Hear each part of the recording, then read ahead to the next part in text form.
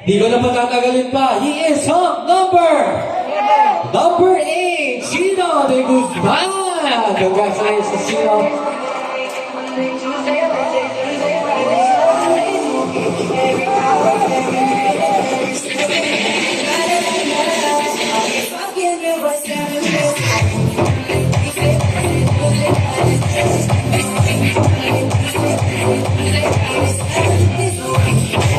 And syempre, how can I forget? Maraming salamat to Sir Chester, of course, on DTN. He is the one who choreographed everything that you saw, yung mga nakikita nyo, choreography ng mga house natin. Maraming salamat, Sir Chester. Susunod, sasama kay Chino ay si Hunks number 7, Boy Gilier!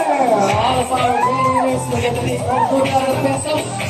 Magkikita-kita tayo sa Grand Finals.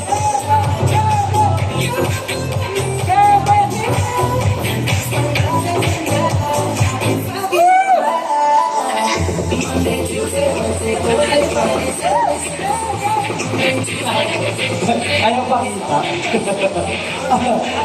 Sorry, natutuwa lang ako. Sa linggo ka nagpahinga sa hosting. Susunod natin. Hunks number 9! Ray Roa!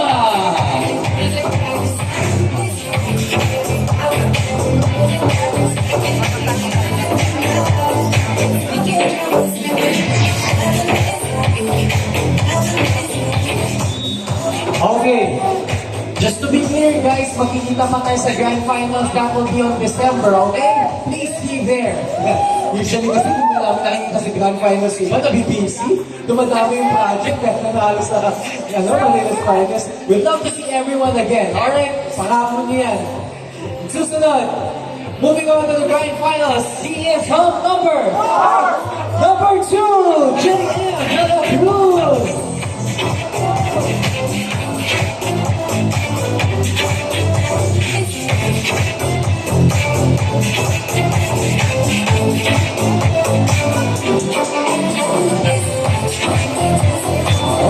So, hindi lang fitness tips na makuha natin, makikita kami na sa Grand Finals.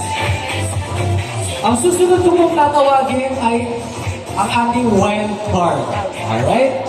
So, ito na po ang 4 na magbububol sa Grand Finals. At meron po tayong papasok sa wild card. Ang Hunks na papasok sa wild card ay si Hunks number